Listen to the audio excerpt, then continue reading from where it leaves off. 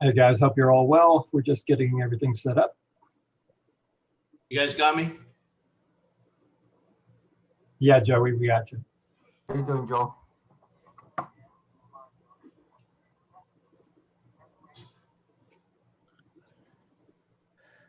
All right, Barry, whenever you're ready, we're good. Okay. First of all, thank you all for being here. I hope everyone's been safe, healthy, and everything else. We know we're playing soccer because we're getting red card reports. That's always the first sign of life in our sport. And I wish I had some exciting, wonderful, great news to tell you, but we don't. All we have is we're hoping to do the best we can and get through it together. Be as accommodating to the other side as you can. Don't look towards them doing something they shouldn't be doing just to use this situation we're all in as an excuse, because you have to give everybody the benefit of the doubt. And most importantly, the most important thing is to stay safe. And all we can do is try. And it's not easy. And whatever we can do to help you, let us know. I'm sure there's a lot of issues with canceling games and moving games, this and that. We're just, if the NFL, which is an $8 or $10 billion industry, has to deal with it every week, I'm sure we'll find a way to do it too. But let's just work together, be as kind and compassionate to each other, accept the situation. Winning it isn't everything, but participating is, and just do the best we can together, because that's all we got. All we have is each other, and I just want all of us to work together, because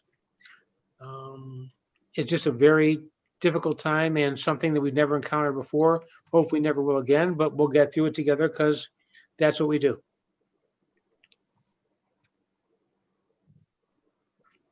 And by the way, if there's anything we can do to help you, just let us know. We're here to resolve any issues that you have, understanding that it's just a tough situation for all of us.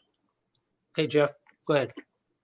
Hey guys, I don't anticipate this meeting going very long at all. We're just kind of here to answer any questions. It's one of our meetings that we're required to host. So, you know, I'm going to give you just a couple of things that I need to talk about, and then you know, we can bring and open up the floor for any questions that you might have. You should be able to mute and unmute yourselves. So if you just keep that in mind when you know, when you're speaking, if you're not, you know, don't have anything to say, you can please go ahead and mute your microphone for us. Most of the games have been going pretty well. We haven't had a whole lot of issues with cancellations due to COVID. We have had a few where there's been a potential outbreak on a specific team, and they've done what they have supposed to been doing in terms of making those notifications. Just please make sure that, you know, everybody kind of gets that information as quickly and as early as possible, so that we don't have to you know, experience additional fees for referees and things. But so far it's been pretty good. I think I only know of 2 games so far that have had to been postponed as a result, and both sides were very accommodating in that. So again, like anything else, this season is all about trying to get in some games. You know, we're dealing with situations where teams aren't able to play, and the best thing to do is just to try and rework those schedules as best as you can to get games in. And again, whether you play 1 game for the entire fall season or whether you play 12, it's really going to be just whatever seems to work in your area. I did send out an email today about a possible opening in the under 15 Division 3. And believe it or not, that spot has already been taken, so I no longer have that one available. If you have any other teams that want to try and potentially get into the league for a couple of games, you can reach out to me. And if there's a spot where we had a team that is currently kind of on the fence or not able to participate, then possibly that would be one where you might be able to take over their spot. But right now, that under 15 spot that I sent the email on is closed. I did want to share a couple of changes so that you're aware. We did make a couple of changes to the website on the game registration, the game change request page. There had been a bug where it would let you kind of put in any old field code, and what that was doing was it was causing issues with the database since it didn't match up with some of the field codes. So you may find that when you are now putting in game change requests, if you don't put in an accurate field code, that it's going to throw up a little error message and take that field code out. So if you don't know what the field code is, let me see if I can share a screen here to show you where you can get that information. And we will, under the fields tab, you have a venue list. And if you look in the venue list, it'll be something like this. I know my screen's a little bit different because I have a different access level, but all of the field codes that are available are listed underneath the venue itself. So for example, under Coral Gables Youth Center, if you click on the CG, it will show you all of the available field codes that you can use. If it's a code that's not in existence, let me know, and it's one that we can potentially add, we will. Typically, it's going to be like an additional number, though it's not going to be a change of the code as it currently exists. The other things that we... Jeff. Yes. Hey, when Jennifer. it comes to the when it comes to the field, what's the best way to put the field number in there? So I'm like Nob Hill, but I'm 1, 2, 3.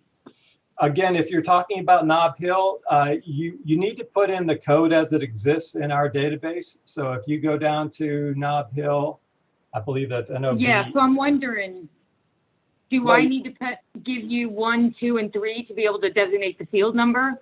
Yes, you would need to. In this case, we don't have just NOBH as a valid field code. So if you put in NOBH and don't put in a number, it's going to give you an error message. Now, if you don't know which Nob Hill field that it wants to be on, but you know you want it to be there, you can, yeah, we just fixed that. You can just, we can add that. So we could add an NOBH just for a generic Nob Hill, and that's fine. Just send me an email on that and we'll be happy to add that. But yeah, now that you added that, I feel like I'm in great shape. Thanks. Yeah, because part of the problem that we had, honestly, there was a lot of times where people would put in the field code and they would put in a space between the number. And then once the field code's not accurate, if someone was to click on it in any of the schedules, like one of your parents or something, it won't take them back to the maps that are available in the website. So then you're going to have people that are calling and they're not going to know, well, where's this field, especially if it's a place that they haven't been before. So we figured out, because we had a bunch of people that had complained, it's like, I click on the link and it doesn't take me anywhere. So we resolved part of that problem. Now, if there's already some requests in the system that have bad field codes, it's not going to fix those, but should be for the go forward, it shouldn't be an issue. A couple of other things that I recently changed, and this is how we start to learn about things that come up during the season. And yes, as Barry mentioned, we definitely know that we're playing soccer because we have had some red cards already. And believe it or not, in the spirit of how wonderful everything is out in our lives right now, we've actually had parents tossed and coaches tossed out of games already too. So please try and keep everything under control as you get out to the fields. But I wanted to share something with you. This is your typical game roster that you'll be creating. And in this circumstance, we've added a color highlighting if there's a player that currently has an open suspension when you're creating the game card. So in this case, for game 4295, even though this player hasn't been added, these two players haven't been added to the roster, you know that when you're going to be adding them to the roster, that you should make sure that they're marked out because they need to be serving their suspension. They can't just participate. And the reason that we added this is because there's been some issues of players that are participating with open suspensions. And now that we're able to kind of keep track of that information by virtue of having these game rosters, you kind of get yourself opened up to that really significant suspension of both the player and the coach having to serve a suspension for the remainder of a year, plus a year. And whether they're listed in the available players, or in this case, they're already been listed on the current game roster, it will show up in red. I don't have a situation where if we go and we print a game roster. So in this case, if I was to print this game card, he actually doesn't have an open suspension for this specific game because it's in the future. They would show up, the name of the player that has an open suspension would be in red. So if you get to a game and somebody has a roster that has, player's name in red and they're not marked as out, that's going to be your first clue that there's a potential problem there with a player participating with an open suspension. So that's something that's kind of changed. It won't impact the majority of you, but it's just something to help us on the red card committee. And Becky and I had talked about this, about finding ways to kind of help crack down on some of the bugs that people are complaining about, and that was one of them. So that's something that you'll now be able to see. And then the last thing that I did want to talk about. Jeff. Yes, go ahead, Dan. Yeah. Sorry to interrupt. That's all right. The person creating game roster would have to include that player that's bolded in red in order for them to appear on the game roster. Is that correct? Yeah, in this circumstance, we'll take a look at, go back to where it was here. So yes, in this game, 4295 that you're looking at on my screen, there's 2 players that are listed. Now they're not on the current roster for this game. So yeah, they would have to check the box for these 2 players, add them to this game card, and then they would show up in red here. Once they showed up in red in the current game roster, they would need to mark them out on the roster as well. So that's just the kind of thing that they would need to do. And then that would show up with a line through it.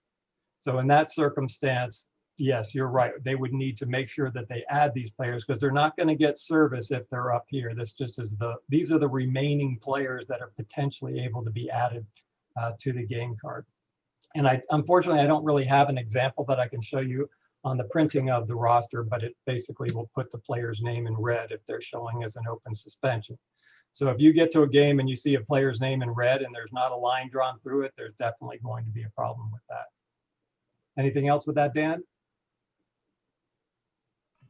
No, that's all good. Thank you.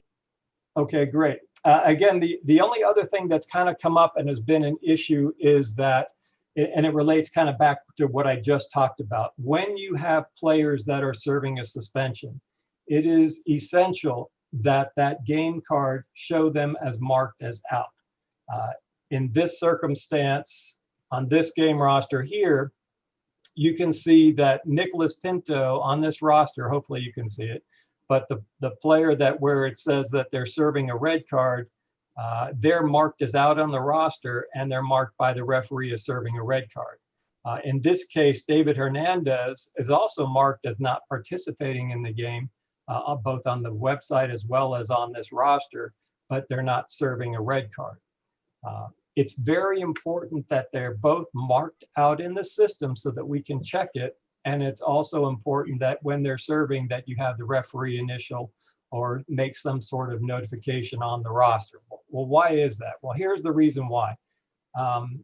If you are the visiting team and you get to the game and you have a player that's not marked out on the online system, and you do get the referee to sign off that they're serving a red card, they will definitely get credit if it gets sent in by the home team. But if you don't mark anything on the roster, the home team is not going to know that they need to send in the roster, and it's going to be a potential problem since we only have the home team sending in rosters for both service and for a red card. So just make sure that you check them out on the online system and you also have the referee sign off, because just signing them out, if this didn't have the service of the red card by the referee and you're just assuming that, hey, I had it marked out, so that's good enough.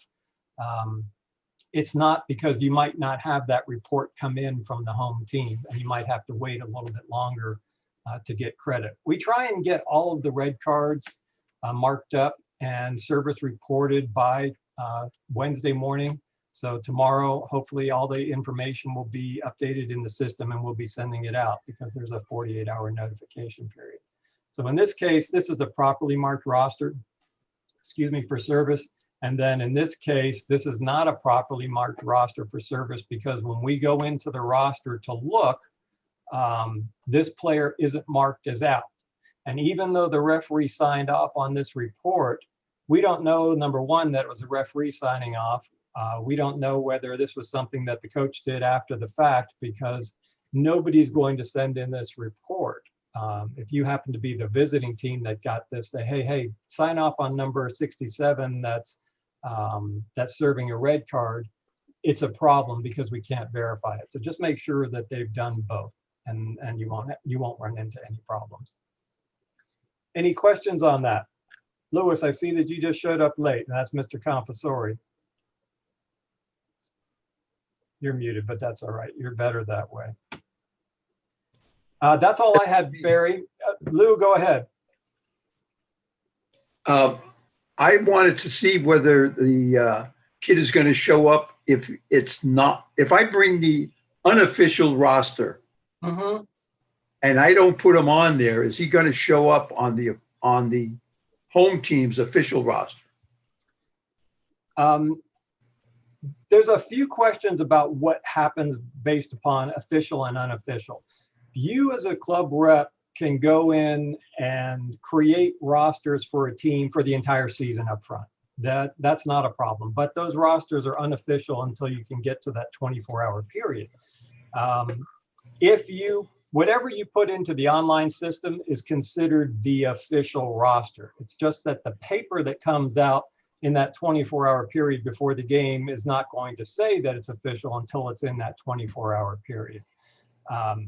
So in this case, you can potentially have additional players under Gabriel Zamora added in at the game because you added them, let's say, 10 minutes before the game or a minute before the game. As long as you put them into the online system, there's no problem. As long as they're in the online system and as long as they're on the game roster handwritten in, there's no problem. We've been asked a question about, is there going to be a fine if the teams use an unofficial roster?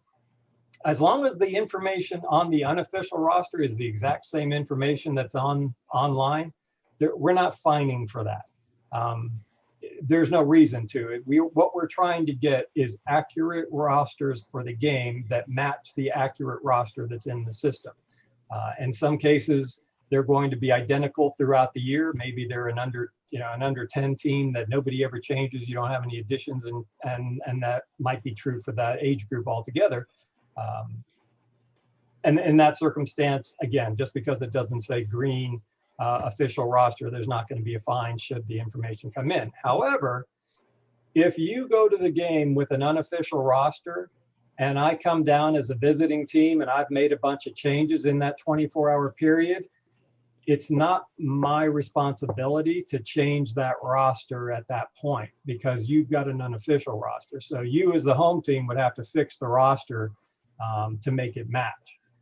And that's the reason why you don't want to print it out much earlier than that. Now, if you print out your roster and it's green and it says it's official and you get to the game and the visitor comes up to you and says, hey, I made a bunch of changes 25 minutes ago. Can we put that on the roster? Absolutely. There's no problem. That's their responsibility to make those changes. That's their responsibility to make sure it's in the system. And if they had already made those changes and they brought 2 copies of the official roster that are more up to date than yours, feel free to use them. We want to get the game started as quickly as possible, but we need the rosters to be accurately reflecting what's in the game. So again, I don't really care whether it says official or unofficial as long as it matches what's in the system. That make sense, Lou? Yes, thank you. You bet. Anybody else on rostering, questions or anything for me? Just a reminder. Yes, go ahead. Yeah, Dan? just a reminder that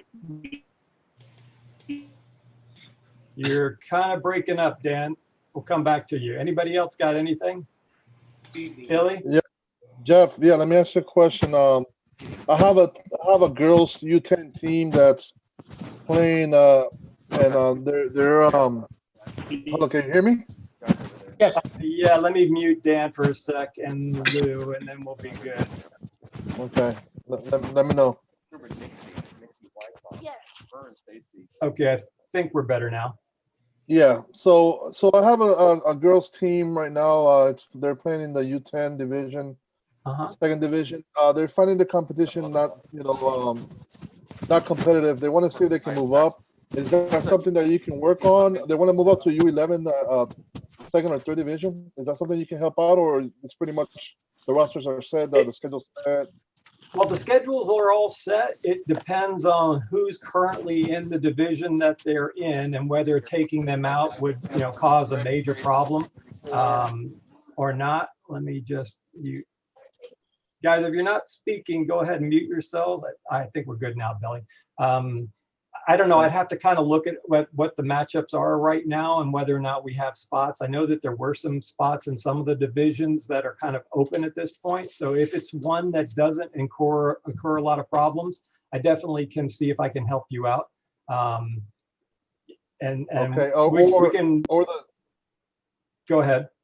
Yeah, I'm sorry. The other request was probably that if you can, if they can just join the other division as well, and they can play all those games. I know the answer Yeah, to that's that, certainly but a possibility. If they're Okay. if they're playing in two divisions, if you will, that I don't really have a problem with that either, especially given that depending upon who they're playing on any given week, it may be matched up, and the people that they're playing may not have fields, it may have COVID issues. So, yeah, I mean, our whole philosophy for this fall season is just to try and get matchups where kids can actually get out and play games, and if they can help out and play some games in another division where they're going to be more competitive, we would much prefer that than for them to go and get disheartened by getting either destroyed or being or the other direction. So just reach back out to me, send me an email tomorrow with the details, team information, and I'll be happy to take a look at it. I can't make any promises, but I certainly will try. Yeah, I'll send you the email tomorrow morning then. No problem. Dan, let's get back to you, see if we can get you, see if your connection's any better. Yeah, sorry. I was just going to kind of making a point that people will know who has the most recent roster, because there's a section on the game card that says when it was created and printed and all that. Yeah, that's true. It's not on my screen now. It is down at the very bottom. It's actually printed out as when, the date and time that was printed out. So if you get to the game and the other team has rosters as well, and theirs is more current than yours, feel free to use those. That's not a problem. I think, was it Jose? Did you have something?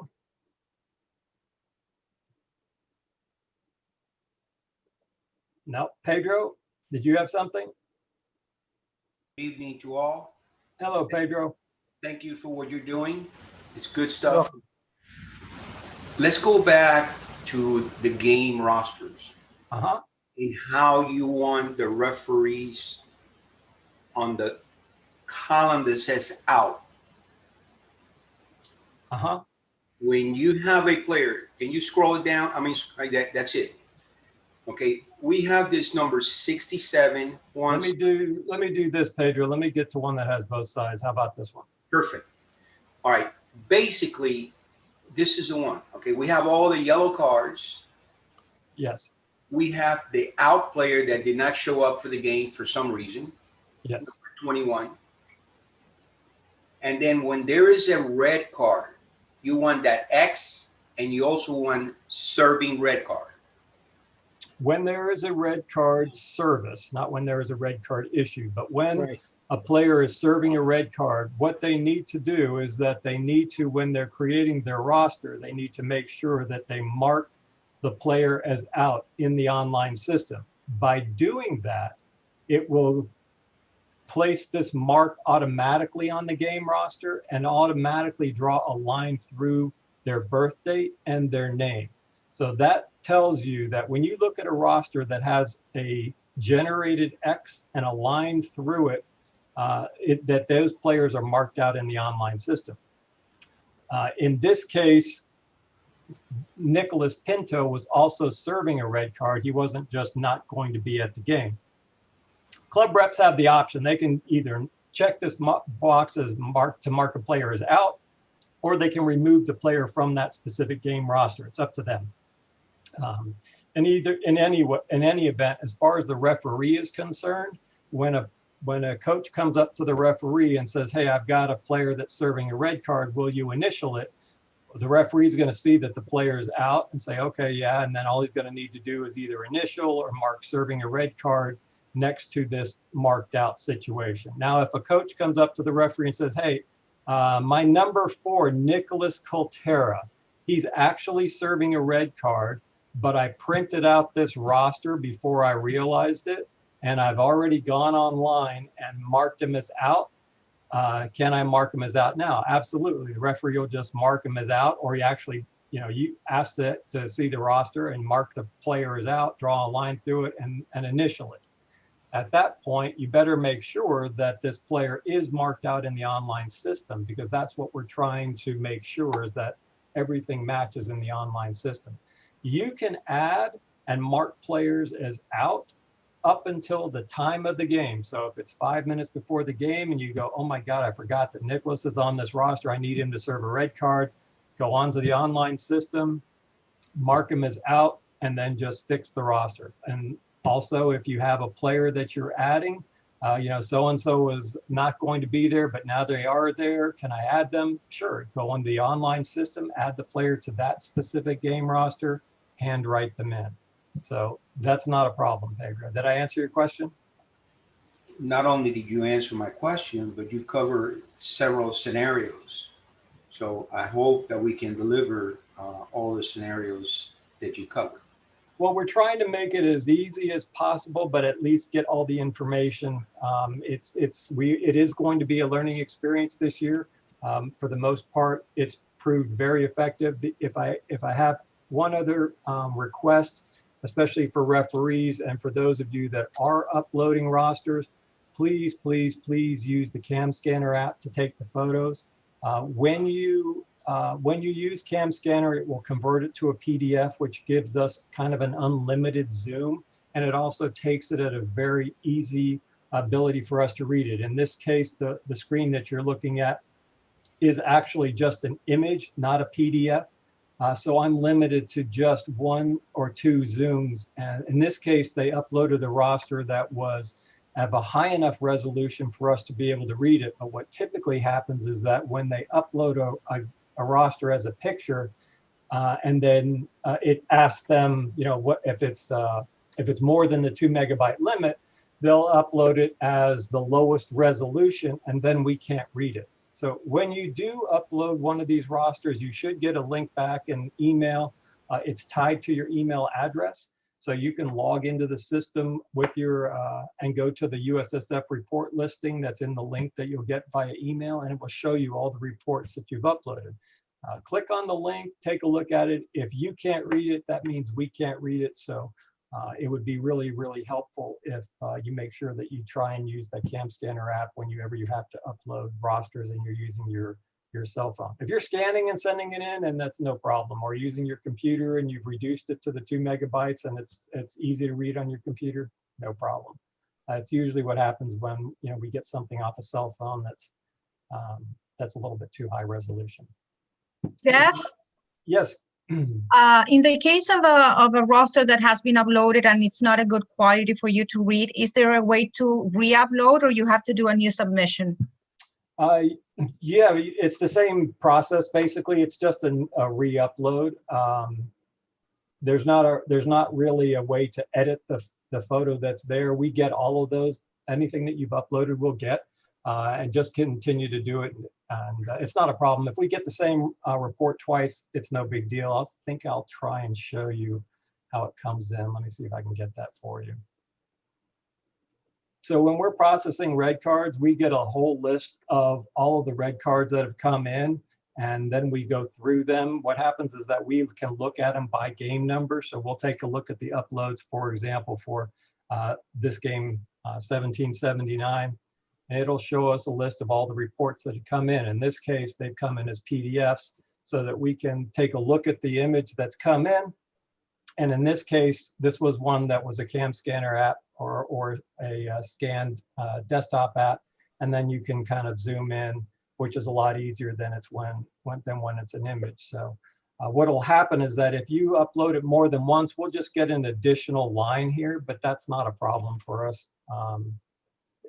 I would rather have you upload it to a point where it's something that's legible than us having to try and do it. We can't really take anything by email. And one of the reasons is that all of this information that we keep, we use to share with the other affiliates that have issues. So if we have a 502.5 violation that we have to report to FYSA, we can actually just send them the links to these documents that'll have also the referee's report, and then they're able to get that. So just go ahead and send the second one. Thank you. Appreciate it. Anybody else have questions for me on either anything we've got competitive wise or any issues with rostering, registration, and such? Great, thanks very much. Joey, you're here, aren't you, someplace? I am here. How are y'all doing? We're good. The only thing we have to remember is, yes, COVID has been a distraction to all of us, unfortunately. But if your players were carded before COVID and were not able to serve it because of COVID, that does not give them validation of serving it. They still have to go back and serve it. We'll take it into consideration, but COVID is not a valid excuse, unfortunately.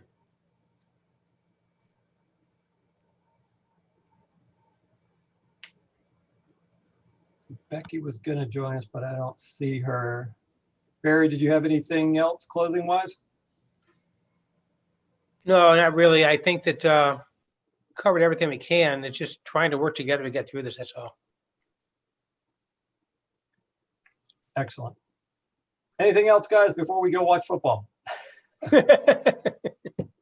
Unfortunately, we can't watch basketball tonight. Yeah. All right. Well, for me, thanks all for attending. Please Thank you stay all. safe. And anything you need, please just shoot us an email. Don't hesitate to reach out to us. We're here to help. Thank you, everyone. All right.